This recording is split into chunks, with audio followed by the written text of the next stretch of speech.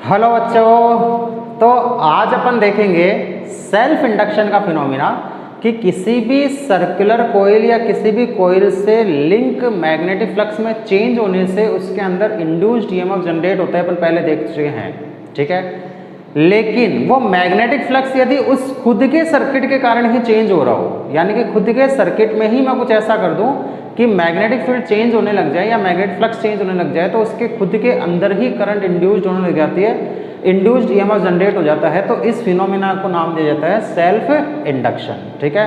यानी कि किसी सर्किट में खुद के ही चेंजेस के कारण उसके खुद के ही अंदर मैग्नेटिक फ्लक्स जो है वो चेंज होने लग जाता है, तो उस चेंज होने लग जाता है जिससे उसके खुद के ही अंदर इंड्यूस करंट और इंड्यूस ईएमएफ जनरेट होने लग जाते हैं। इस फिनोमिना को नाम दिया जाता है सेल्फ इंडक्शन, ठीक है। तो सेल्फ इंडक्शन अपने पास में ये आ गया। फिर अब यहाँ से यूँ समझो कि ये हुआ कैसे, कि जैसे मान लो ये मेरे पास में सर्किट था, ठीक है, ये अपने पास में सर्किट था, मैंने यहाँ पे एक वेरिएबल बैटरी लगा दी जिसका ईएमएफ कंटिन्यूसली चेंज हो रहा है ऐसे, ठीक है।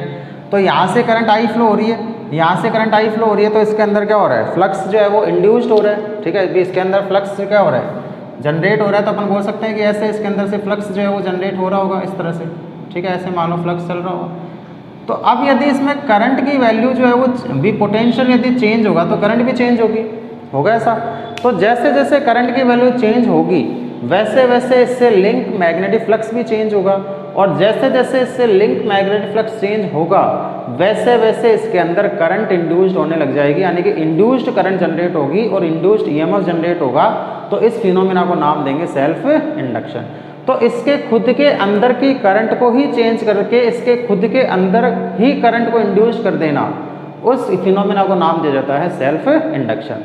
अब अपन बोलते हैं कि ये करंट जो करंट इंड्यूस्ड होती है वो हमेशा उस फोर्स का अपोज करती है जिसके कारण वो प्रोड्यूस हुई है। तो किसके कारण प्रोड्यूस हुई है, आई के कारण। तो आई इधर चल रही है, तो जो इंड्यूस करंट जनरेट होगी वो किधर जाएगी, अपोजिट डायरेक्शन, ठीक है। तो यदि अपन मान लें नॉर्मल करंट पॉजिटिव से बाहर निकल रहे, तो इंड्यूस करंट जो होगी वो नेगेटिव पॉजिटिव के अंदर जाएगी।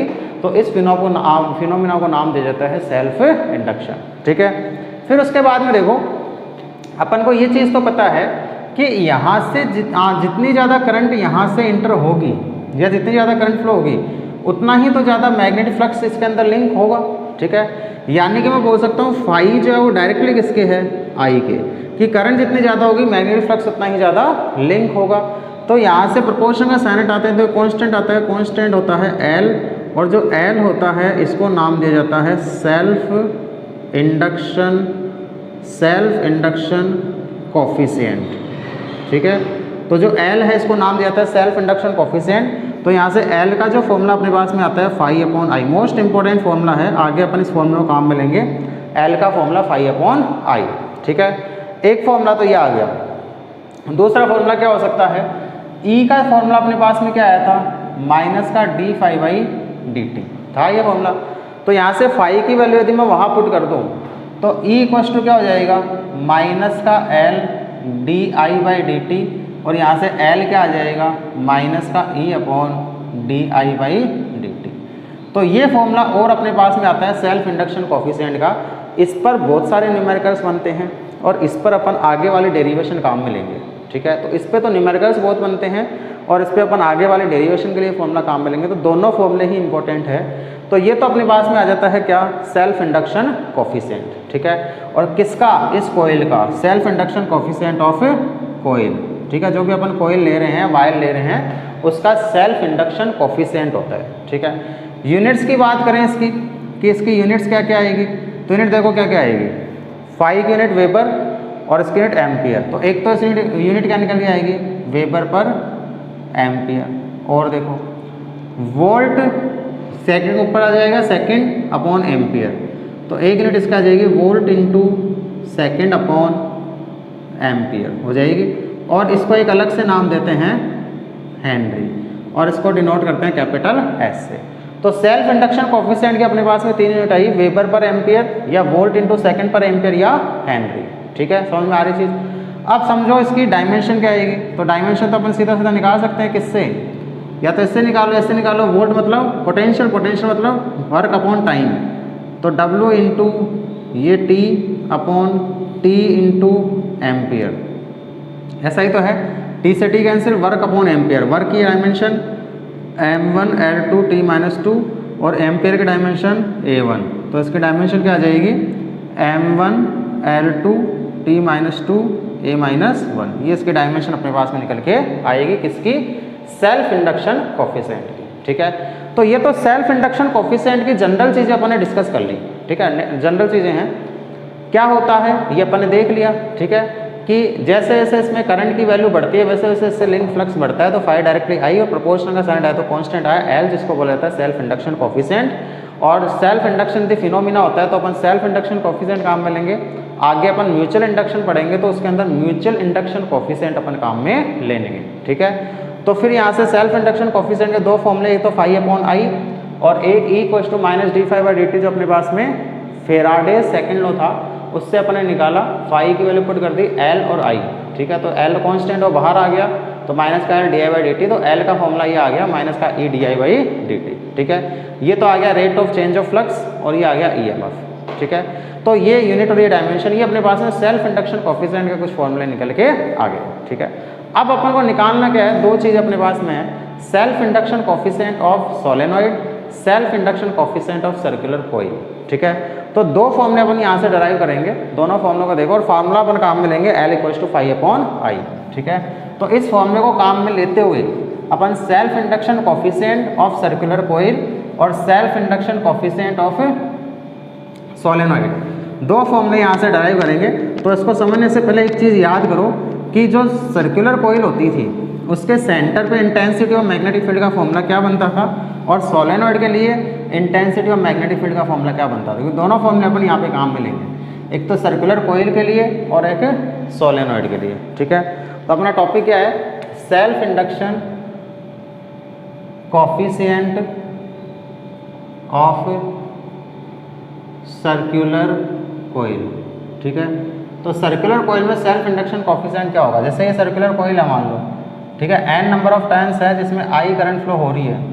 ठीक है, इसकी रेडियस अपन मानते हैं मान लो कैपिटल R है, तो इसके सेंटर पे इंटेंसिटी ऑफ मैग्नेटिक फील्ड का फॉर्मूला यदि याद हो तो ये होता था μ0 Ni/2r।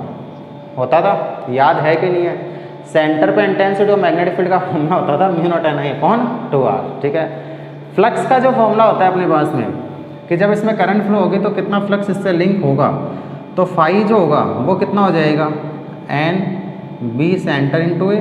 ठीक है, एक यदि चक्कर होता है या एक साइकिल होता है तब तो B × A होता है, और n साइकिलों में तो फ्लक्स कितना लिंक हो जाएगा NBA।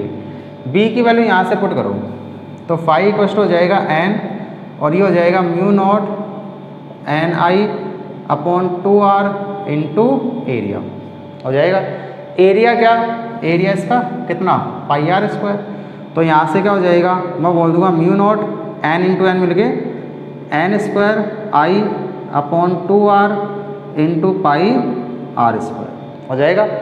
r से एक r कैंसिल, तो फाई का जो फॉर्मूला बनेगा वो बन जाएगा μ0 n²। ठीक है, I × r IR/2।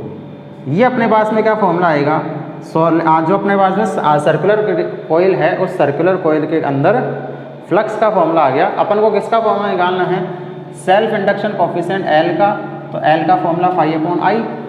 ठीक है, तो I की वैल्यू यदि फाई की वैल्यू मैं यहाँ पे पुट करूँगा तो यहाँ से देखो I से एक I वो कैंसिल हो जाएगा, सीधा लिख दो, तो μ0 n² r/2। ठीक है, और साथ में पाई भी था अपना, पाई अपन ने नहीं लिखा, तो ये आ जाएगा μ0 n² πr/2।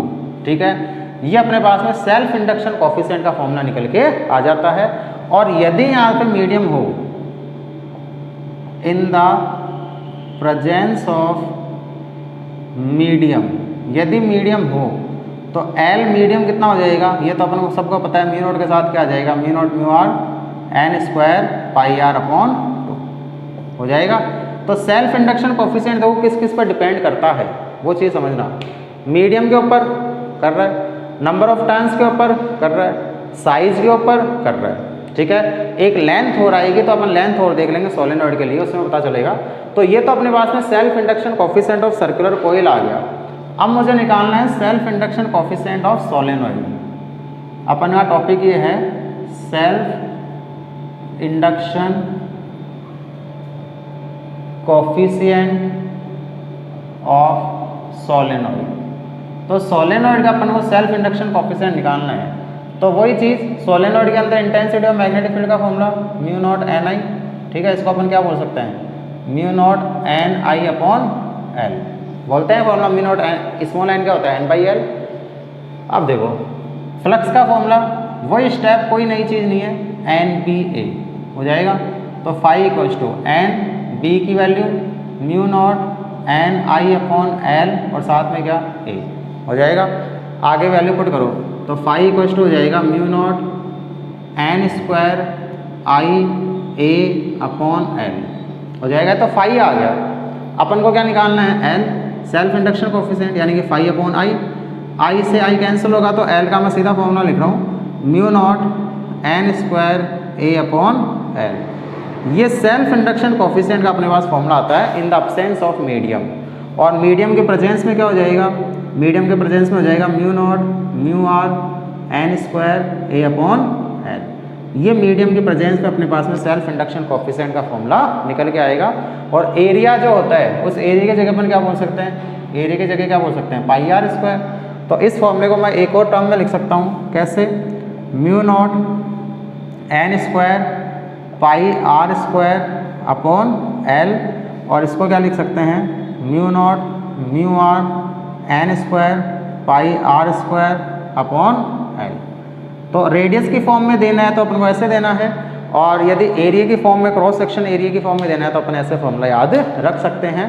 तो अब इसमें देखो सेल्फ इंडक्शन कोफिशिएंट किस पे और डिपेंड कर रहा है, लेंथ ऑफ सोलेनॉइड। जितनी ज़्यादा लेंथ बढ़ा दोगे सेल्फ इंडक्शन कोफिशिएंट उतना ही कम हो जाएगा, ठीक है। तो इन सब चीज़ों के ऊपर सेल्फ इंडक्शन कोफिशिएंट जो डिपेंड करता है।